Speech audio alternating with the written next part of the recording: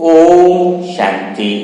आज 17 अप्रैल की बाबा के साकार मुरली के महावाक्य है कि त्रिस्मृति स्वरूप का तिलक धारण करने वाले संपूर्ण विजय भव। यानी बाबा आज क्या कह रहे हैं कि अगर तुम्हें बीज का नॉलेज हो यानी पाप का हो और दो पत्ते यानी आत्मा ड्रामा की नॉलेज हो ना, तो आप विजयी रतन आत्मा हो। ठीक है ना। लेकिन विजयी रतन आत्मा अगर आप इस समय हो, इसका अर्थ एक ही है कि आपके अंदर काम विकार खत्म हो जाना चाहिए। अगर अभी भी काम विकार के सपने आ रहे हैं तो आपको तो बाप की भी नॉलेज है, आत्मा की भी, ड्रामा की भी है, तो फिर काम विकार खत्म क्यों नहीं हुआ? क्रोध अभी आपका खत्म क्यों नहीं हुआ? मोह लोभ अभी तक खत्म क्यों नहीं हुआ? और क्या वह सदा के लिए खत्म हो सकता है कि आज का मुरली मंथन अगर समझ में आ जाए तो आपका क्रोध, काम विकार अगर स्वप्न में भी आ रहा है, आपको परेशान कर रहा है, तो सदा के लिए खत्म हो सकता है। खाली कारण और निवारण को समझना होगा। आज हम इसी बात पर मनन चिंतन करेंगे। थोड़ी बातें कड़क भी हो सकती है, कड़वी भी हो सकती है, लेकिन बहुत ध्यान से सुनना होगा, जिससे आप सदा के लिए विजयी रतन आत्मा बन सकते हैं। तो जैसे कि काम विकार के लिए ले लेते हैं उदाहरण के लिए, काम विकार में जो भी विकार है उस पर बात करते हैं, तो उसी एक की समस्या के समाधान के अंदर दूसरी समस्या का समाधान भी आ जाएगा। जैसे बीके भाई है, आते हैं, मनन चिंतन चलता रहता है, तो अभी उसने बोला जैसे उदाहरण के लिए कि मेरे को काम विकार की बातें बुद्धि में आती है और बहुत थोड़ा सा ज्ञान है वो विकार में भी चला जाता है। तो बोले कि क्या करूं मैं, है कि मैं वैसी गलती ना करूं, काम विकार में जाने की गलती ना करूं, है ना, मुझसे भूल हो गई। ठीक है ना, मुझे काम विकार में कि विचार मेरे अंदर नहीं आने चाहिए थे। ठीक है ना। तो भाई जी मुझे बताओ कि आगे मैं क्या करूं जब मुझे काम विकार के विचार आए, तो मैं क्या करूं? ठीक है। इसी बात को आप क्रोध में भी ले सकते हो कि मुझे क्रोध आया था और आगे मुझे क्रोध नहीं आए, तो उसके लिए मैं क्या करूं, है ना। यह ही बातें आपकी बुद्धि में चलती है और आप इसी बारे में सोचते रहते हो, लेकिन उसका मूल बेसिक कारण गलती कहाँ है, इसको आपको समझना होगा। जब वो भाई मुझे कह रहा है कि मैं काम विकार में गया था, विचार मुझे आए, तो भाई जी अभी मुझे बताओ कि आगे मुझे ऐसे विचार ना आए तो मैं क्या करूं? अब बताओ, यह आत्मा जो मुझसे पूछ रही है खुद कह रही है कि मैं काम विकार में गया था। हाँ, तो काम विकार में जाने वाला भी कौन है? अभी यह आत्मा ही है। ठीक है। और यही आत्मा कह रही है कि ऐसा कुछ बताओ कि आगे काम विकार में न जाऊं। इसका अर्थ वो भी अपने आप को क्या समझ रहा है? अभी यह समझ रहा है, इस बात को अभी यह समझ रहा है कि मैं अभी पवित्र हूं। क्या बोलना चाह रहा है कि अभी मैं शुद्ध हूं, मैं काम विकार विचार में उस समय गया था, तब मैं गलत था। क्या बोलना चाह रहा है? और आगे मैं काम विकार में नहीं जाऊं, यानी आगे मैं गलती कर सकता हूं, लेकिन अभी वर्तमान स्थिति में वो क्या बताना चाह रहा है अपने आप को कि मैं अभी पवित्र हूं। उसकी बात से तो यही लगा ना, गलती यहीं पर इंसान कर लेता है। मैंने उसको बोला जब तू काम विकार में गया था तब भी तू ही था जाने वाला, और अभी तू जो बोल रहा है तब भी तू यही है, अभी भी तू यही है। इसका अर्थ समझे कि अभी तू काम विकार में इसलिए नहीं जा रहा है क्योंकि वो परिस्थितियां तेरे सामने नहीं है, वरना अगर वो परिस्थितियां कोई सुंदरी ऐसी हो तो तू अभी भी काम विकार में जा सकता है। समझे प्रॉब्लम कहाँ है? प्रॉब्लम वर्तमान में ही है। अपन क्या सोचे, उस समय काम विकार में गए थे तब गलती करी, भविष्य में ऐसा कुछ आएगा तो गलती न करो, उसका डर है। इसका मतलब अभी भी तुम वही काम विकार के विचार में जाने वाली आत्मा की, संस्कार वाली आत्मा, अभी भी तुम तुरंत हो वर्तमान में, लेकिन काम विकार में क्यों नहीं जा रहे अभी? क्योंकि वो कोई सुंदर या ऐसी कोई चीज ख्याल सामने आ ही नहीं रहा है। सामने आएगा तो तुम अभी भी विकार में चले जाओगे और बोलोगे कि मैं काम विकार में, फिर वही बात आ जाएगी। तो जरूरत क्या है, चेंज कहाँ करना है? आप चेंज कहाँ करना है क्या सोचते हो? वापिस वो काम विकार का विचार आएगा, उस समय मुझे सतर्क रहना है। नहीं, तुम कभी सतर्क नहीं रह पाओगे, तुम्हारे विकारी संस्कार कभी खत्म नहीं हो सकते। कब तक खत्म नहीं हो सकते? जब तुम अभी मानो ना, इसी समय। जैसे मैं अपना ही एग्जाम्पल दूं, दूसरों के लो, अगर बाइकर में काम विकार में जाता था और मैं कहूं कि मेरे काम विकार में गलती हो ही नहीं, आगे मैं न गलती करूं, इसका मतलब क्या है कि मैं अभी भी काम विकार वाली ही आत्मा हूं, वर्तमान में भी। अभी सिर्फ मैं काम विकार में क्यों नहीं जा रहा हूं? क्योंकि वो जो ऐसी सुंदरी आत्मा हो ही नहीं, तो मैं जा नहीं रहा हूं। यही बात हुई ना, इसका एग्जाम्पल से समझा रहा हूं। तो मुझे चेंज कहां करना है? अभी वर्तमान में करना है। वर्तमान में मैं ये दिखाना चाह रहा हूं कि अभी तो मैं पवित्र आत्मा हूं, मैं चाहता था आगे न जाऊं। इसका अर्थ नहीं कि अभी भी मुझे ये स्वीकार करना होगा कि अभी भी मैं ही वो हूं जो मैं विकार में गया था, आगे भी मैं वही रहने वाला हूं जो विकार में जाने वाला। इसलिए मुझे चेंज जो है वो अभी ही इस समय मुझे करना होगा, जो इस समय मैं गलत फहमी में हूं कि मैं पवित्र आत्मा हूं। गुस्से का भी ऐसा ही। आप बोलोगे कि मुझे उस समय बहुत गुस्सा आ गया, तो भाई जी एक ऐसी चीज बताओ कि मुझे आगे गुस्सा न आए। तो कहने का अर्थ क्या कि भाई तुझे जो गुस्सा आया ना, तब भी तू वही था और अभी भी तू वही ही है। अभी तू ये न मत समझ कि मैं शांत हूं। अभी तो वो गुस्से वाली बात तेरे सामने आई नहीं है, तेरा किसी ने अपमान किया नहीं है, वरना तू अभी भी गुस्सा कर सकता है। तो चेंज कहां करना है? इंसान सबसे बड़ा चेंज क्यों नहीं कर पाता है? कि उसको लगता है कि अभी तो मैं शांत ही हूं, अभी थोड़ी मेरे को गुस्सा आ रहा है। गुस्सा तो कल किया था, और डर भी इस बात का है कि कल कहीं और वह गलती दोबारा नहीं कर लो। इसका मतलब वो गुस्सा तुम्हारा कहीं गया नहीं है, तुम्हारे भीतर ही अभी दबा हुआ है। इस बात को स्वीकार कर लो तो सदा के लिए गुस्से से मुक्त हो सकते हो। अगर तुम यही समझते हो कि मैंने कल गुस्सा किया था, आज तो मैं शांत हूं और कल मैं गुस्सा कर सकता हूं, कहीं गलती न हो जाए, इसका डर भी है। इसका अर्थ है कि कल जब गुस्सा किया था तब भी तुम ही थे, आज तुम अभी गुस्सा नहीं कर रहे हो तब भी तुम ही हो, और कल करोगे तो भी तुम ही रहने वाले हो। यानी तुम्हारा गुस्सा कभी खत्म इसलिए नहीं हो सकता क्योंकि तुम्हारे भीतर वो गुस्सा दबा हुआ है। जब तुम समझ रहे हो कि मैं शांत अवस्था में बैठा हुआ हूं, तो चेंज अभी करना है कि मैं वो न रहूं जो कल गुस्सा किया था, वो वाला मैं आज न रहूं। तो आज मैं शांति में हूं, जो समझ रहा हूं वो गलत है। मेरी अंदर की जड़ों में जो गुस्सा दबा हुआ है, मुझे उसको अभी खत्म करना है। अभी ही मुझे, जब मैं शांत हूं तभी मुझे खत्म करना है। जब मैं समझ रहा हूं शांत, वो शांत नहीं हूं, ओरिजिनल आत्मिक स्थिति में मैं नहीं हूं। तो चेंज कब करना है? चेंज करना है अभी, इसी समय करना है।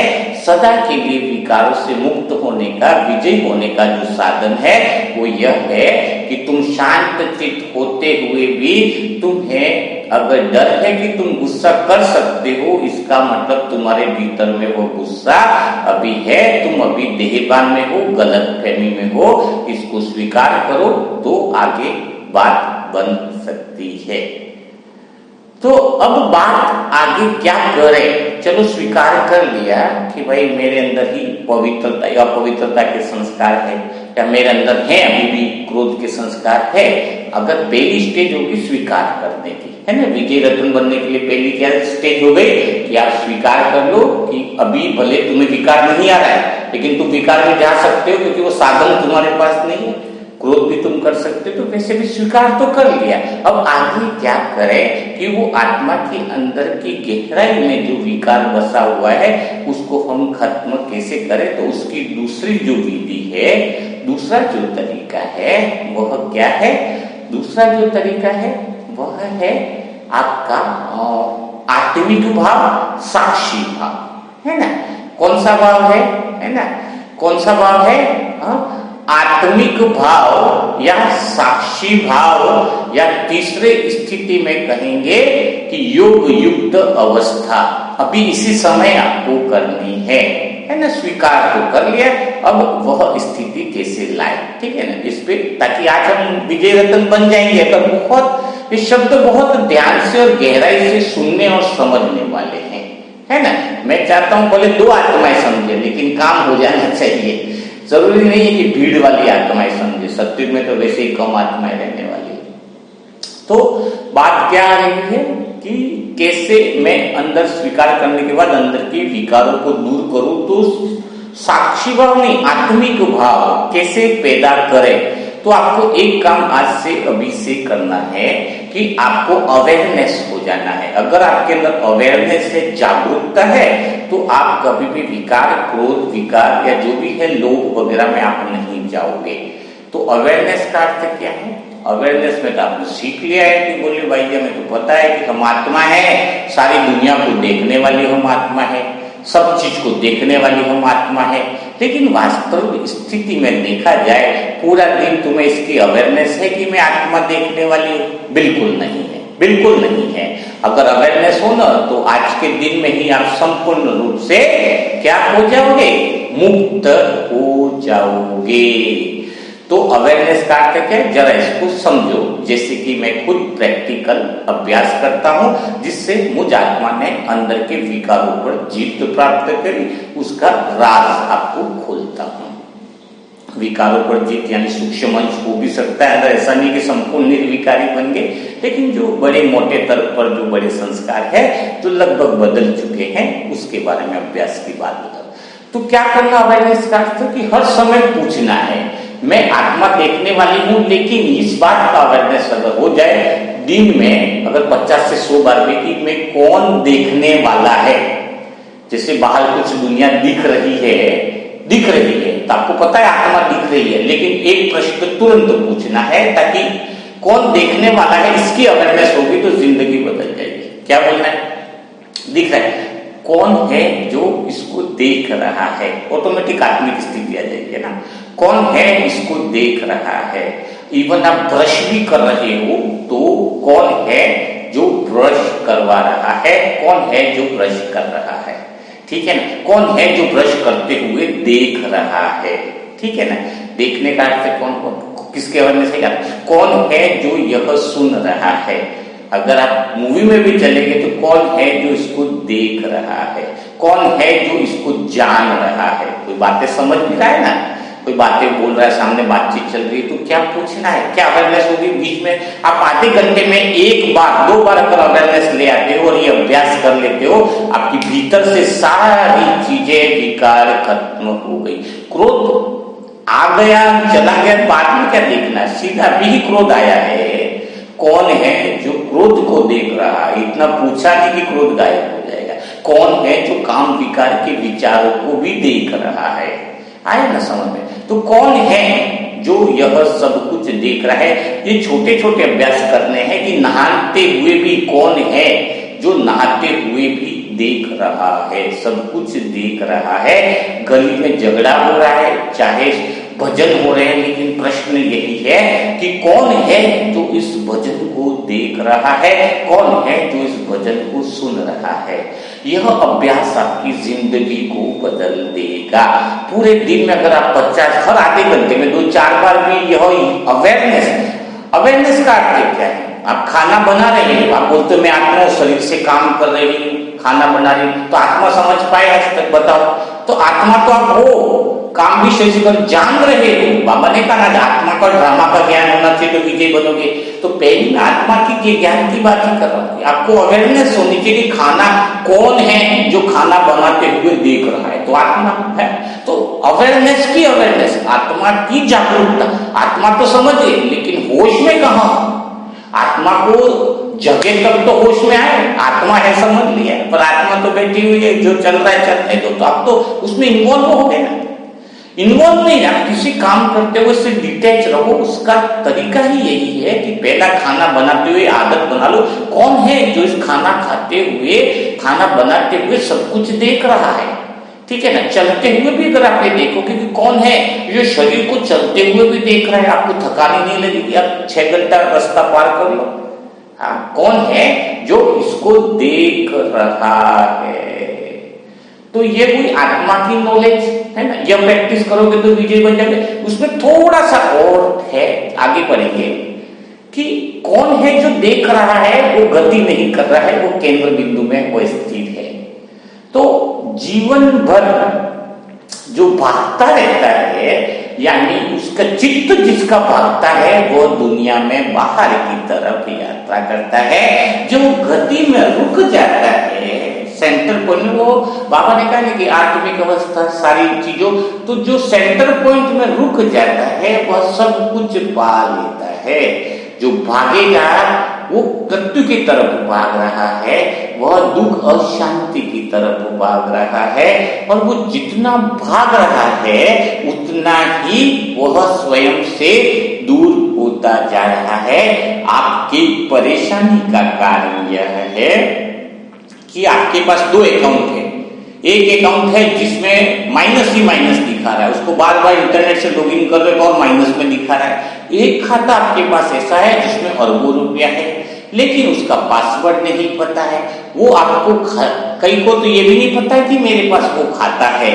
तो वो खाता कौन है? जब मैं कौन है जो देख रहा है उसी के पास वह अरबों का खाता पड़ा हुआ है।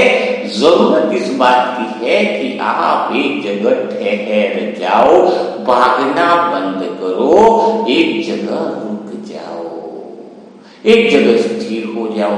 स्थिरता का अर्थ क्या है कि आप आत्मा साक्षी तो हो, देख रहे हो। साक्षी का अर्थ क्या हुआ, इसका अर्थ भी आप समझ लो तो बहुत बड़ा मजा आएगा आपको।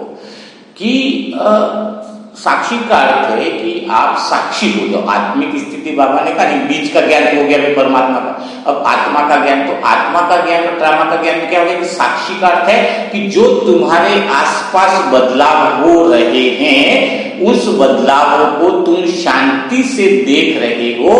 उन बदलावों को देखने के बाद तुम्हारे अंदर कोई बदलाव न आए, उसको कहेंगे साक्षी भाव। नहीं तो तुम उससे तो अटैच होगे ना। आसपास जो चीजें बदल रही है तुम देख रहे हो, तुम बिल्कुल है वैसे के वैसे सोल कॉन्शियस हो। देखने के अंदर तुम बदलाव, तुम्हारे अंदर कोई चेंजेस नहीं है।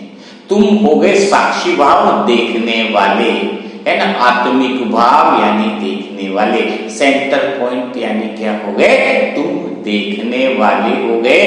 तुम्हें इस बदलाव का हिस्सा नहीं होना है, खाली बदलाव को देखना है कि क्या बदलाव हो रहा है, मैं हूं। कौन है देखने वाला, कौन देख रहा है? तो देखने वाला है। कौन देख रहा है? मैं आत्मा देख रही हूं कि सारे चेंज हो रहे हैं, लेकिन शांति में है। जो देखने वाला शांति में है उसमें कोई बदलाव नहीं आ रहा है। अगर बाहर की चीजें बदल रही है इसके साथ तुम भी बदल रहे हो तो वह साक्षी भाव नहीं है। अगर तुम ये सोच भी लेते हो कि कल क्या बदलाव ऐसा हो जाएगा, इसका मतलब तुम अटैच हो गए। मुझे इस बात की कोई फिक्र नहीं कि कल क्या चेंज होगा, एक घंटे के बाद क्या बदलाव होगा, उसका भी विचार मेरे अंदर नहीं है। मैं तो जो कल बदलाव होगा उसको भी शांति से देख रही हूँ। अभी जो बदलाव हो रहा है आसपास उसको भी देखने वाली मैं आत्मा शांति से देख रही हूँ। तो यह जो बात है कि हमें बीच में शांति में रहना, बदलाव में सिर्फ देखना है। अगर तुम्हारी यह भाव आ जाता है तो तुम्हारे अंदर के सारे विकार स्वतः ही खत्म हो जाते हैं। क्या हो जाएंगे? स्वतः ही तुम्हारे विकार सारे खत्म हो जाएंगे। अच्छा, देखने में होगा क्या? ये भी होता है ना प्रश्न कि अगर मैं आत्मा साक्षी में स्थित हूं, खाली बदलावों को देख रही हूं, तो क्या अनुभव होगा?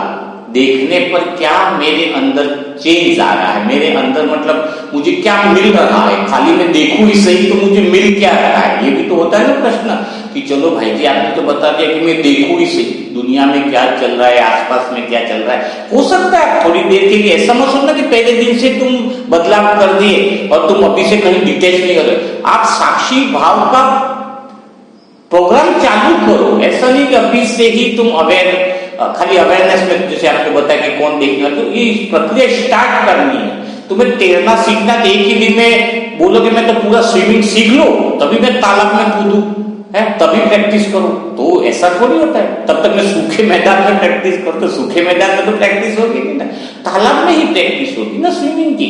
1 महीना 2 महीना इसके बाद तुम सीख जाओगे। तो कम से कम तुम साक्षी भाव स्थिति में, आत्मिक स्थिति में स्थित होने का अभ्यास चालू करो। थोड़ा अटैच भी हो जाओगे, थोड़ा डिटैच भी हो जाओगे। 1 सेकंड कभी ऐसी घटना घटित हो जाएगी, तुम साक्षी भाव में हो जाओगे। साक्षी भाव में होने का अर्थ क्या है कि जब तुम बदलाव को देखते हो तो ऑटोमेटिकली समझ अंदर आ जाती है कि बदलाव क्यों हुए और इसके अंदर कुछ रखा नहीं है, तो तुम्हें क्या प्राप्त होगा। अब बात क्या होती है, अगर तुम साक्षी भाव होगे तो तुम्हें क्या मिलेगा, यह बात इंपॉर्टेंट आती है। मैं भी काफी समय से साक्षी भाव हुआ तो मुझे क्या मिला, है ना। तो मुझे क्या मिला, मैं तो स्वयं के अनुभव की बात बता सकता हूं ना। तो क्या मिला मुझे यह समझ में आया। क्या आया, ओरिजिनल प्रेम क्या है वह समझ में आ जाएगा। ओरिजिनल शांति, कहते हैं मुझे क्रोध आता है, वो क्रोध तुम्हारा गायब हो गया, तुम्हें पता चला कि ओरिजिनल शांति क्या है, ओरिजिनल आनंद क्या है। तो क्या समझ में आया, ओरिजिनल प्रेम क्या है। जो विचारों में प्रेम आता है वह झूठा प्रेम है। जो प्रेम की बातें करता है वह प्रेम है ही नहीं, वो बहुत झूठा है।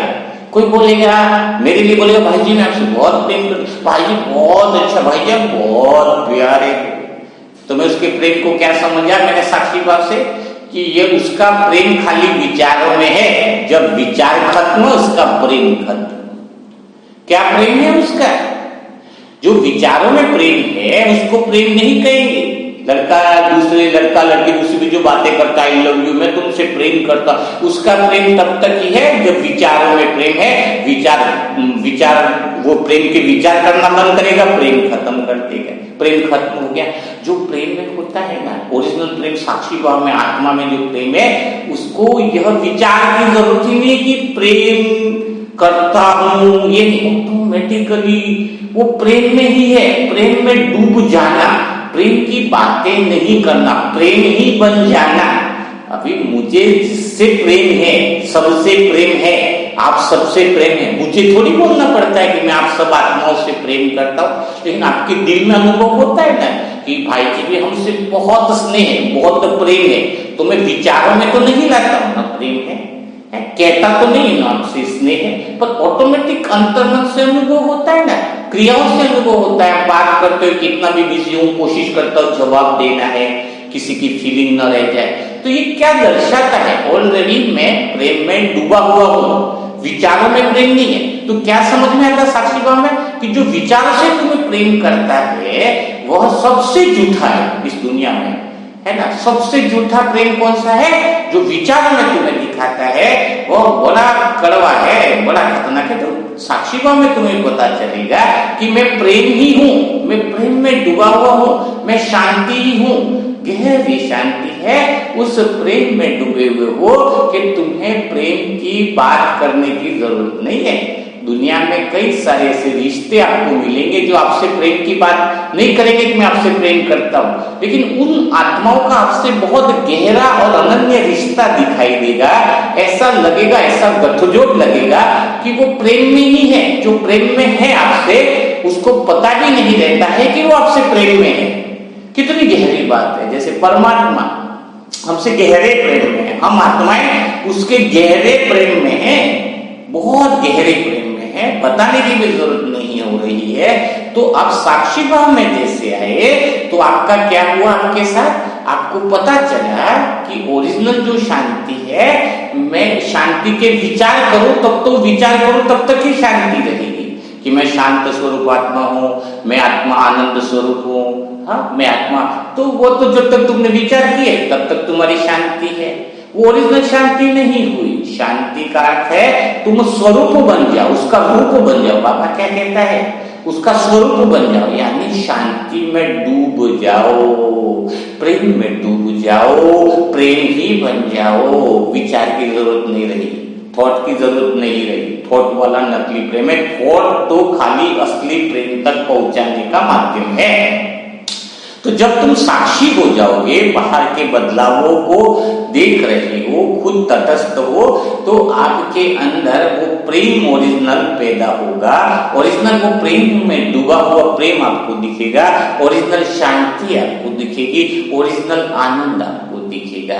क्योंकि आप कहीं पर पहुंचना है तो आपको लगना चाहिए कि मुझे क्या मिलने वाला है।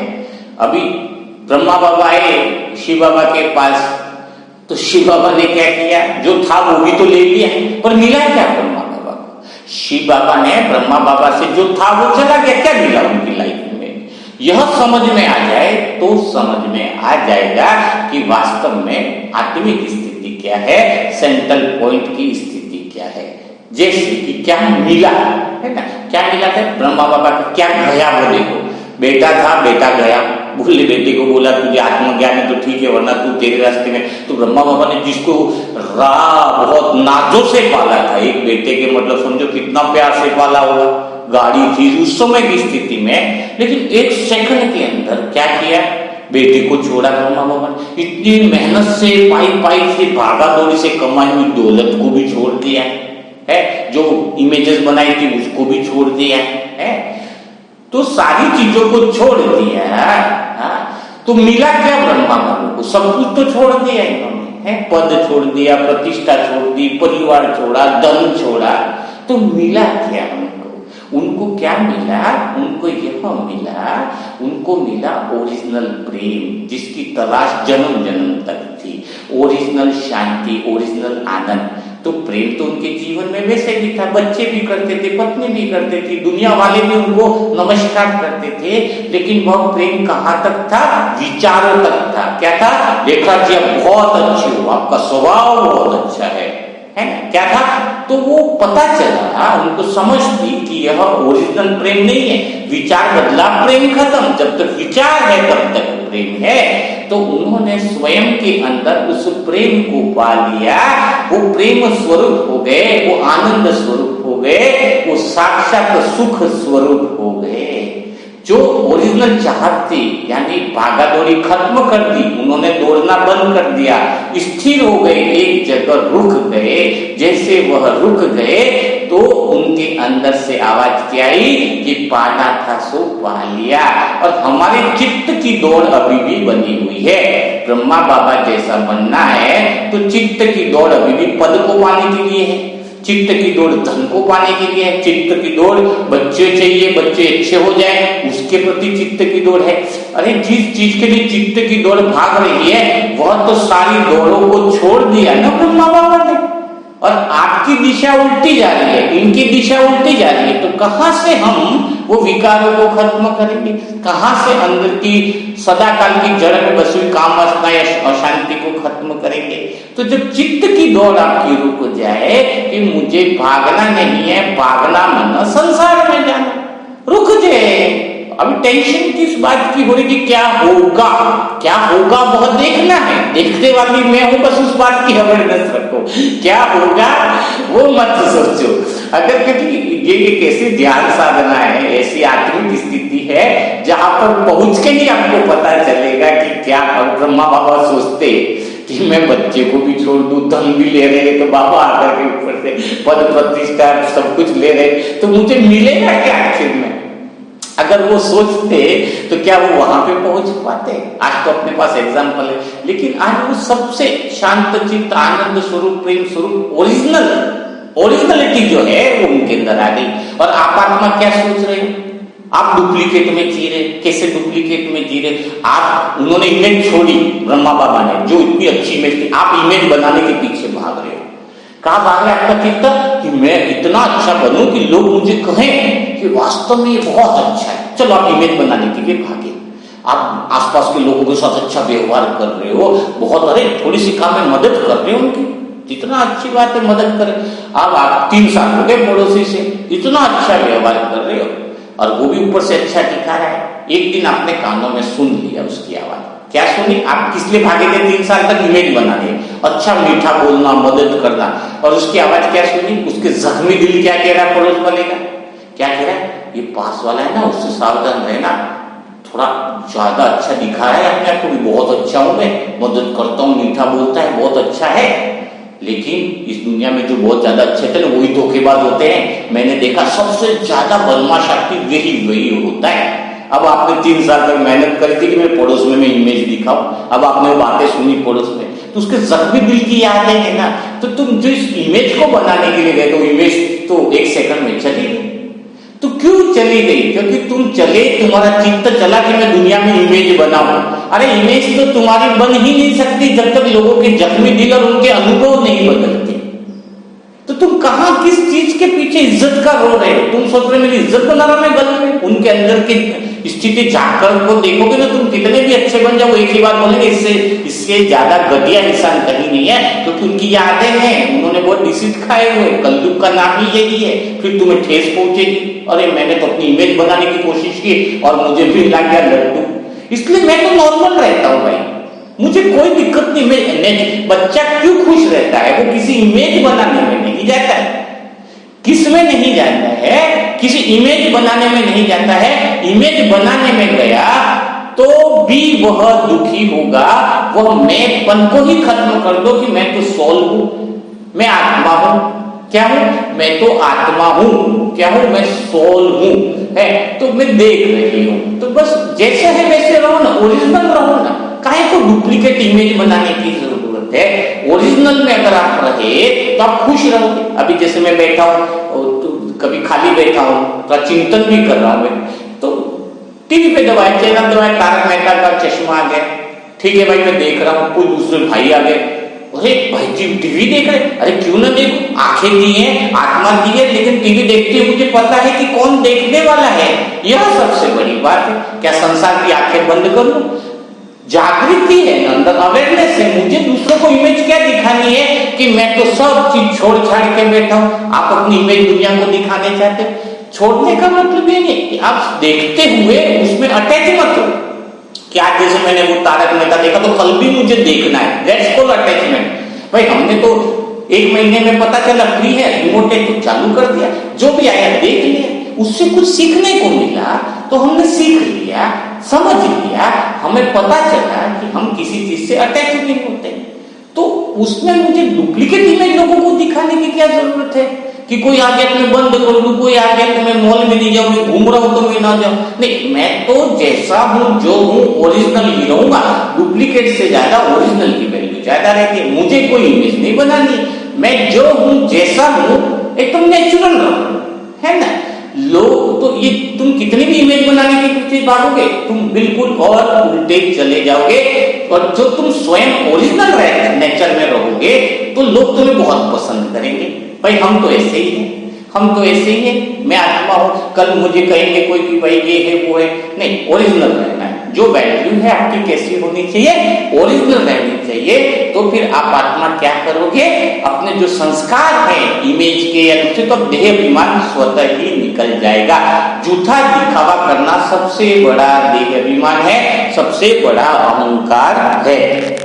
तो यह आपको साक्षी भाव का भी अनुभव जो है वो शायद आपको अच्छे से समझ में आ गया होगा।